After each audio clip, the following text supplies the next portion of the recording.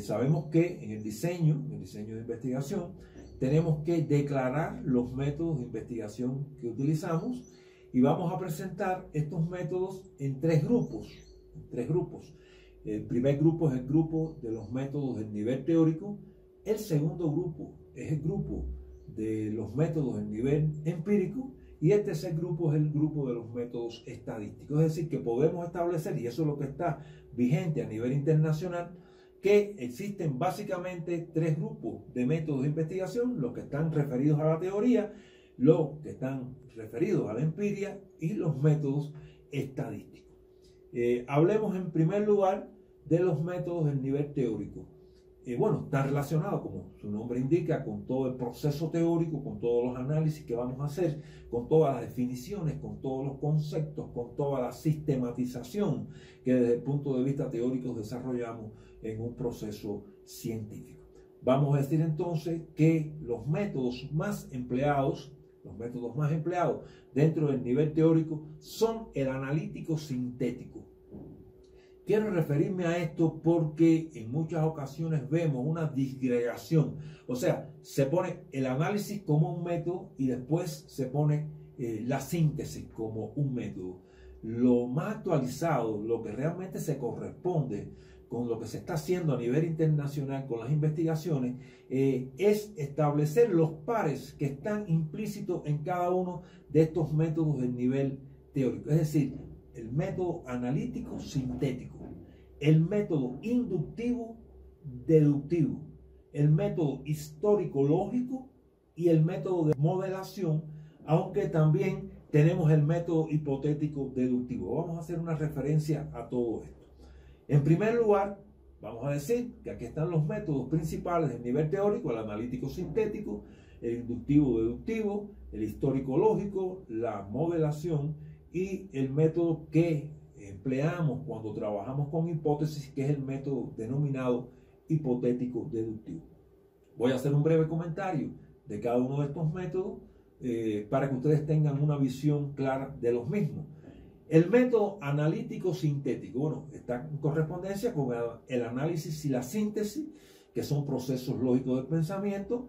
Cuando analizamos a nivel intelectual, mentalmente, el todo que estamos sometiendo al proceso de análisis, lo disgregamos, lo separamos en sus partes constituyentes para mejor atender, para mejor penetrar mentalmente en esas partes en particular. Y ese análisis no es más que ese proceso de disgregación, de separar todo en sus partes para tener una precisión, una valoración de cada una de sus partes, para después, posteriormente, ir al proceso contrario, que es el de la síntesis. Con la síntesis integramos. Por tanto, el análisis es la disgregación y la síntesis es la integración.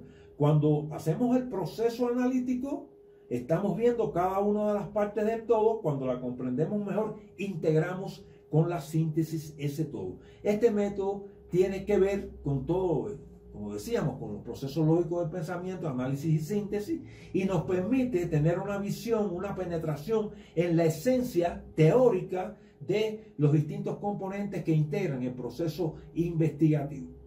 Por tanto, tenemos un primer método, generalmente se señala como primer método, como es el analítico sintético.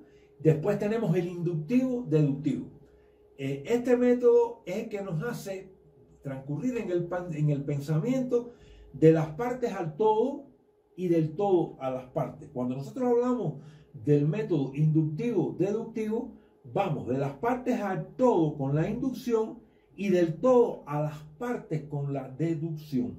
O sea, eso nos permite, desde un punto de vista intelectual, penetrar en la esencia de los objetos, fenómenos y procesos estudiados e ir valorando los elementos teóricos esenciales de este método, que es el método inductivo. Vean ustedes que hay mucha relación entre el método analítico sintético y el método inductivo deductivo, porque cuando yo voy a trabajar el método inductivo, yo voy de las partes al todo. Cuando estoy trabajando de manera deductiva, voy del todo a las partes, y en el análisis yo voy al todo, separo el todo en sus partes y después integro en la síntesis ese todo. Por tanto, hay una relación muy particular entre el método analítico sintético y entre el método inductivo deductivo.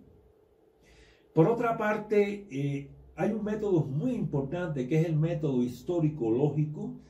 Yo recuerdo en días anteriores haber revisado algunas investigaciones donde no aparecía este método. Yo pienso que hay que pensar muy claramente que este método es imprescindible, porque cuando yo estoy trabajando una investigación, estoy trabajando un problema y yo tengo que hacer todo un estudio de la historicidad del problema.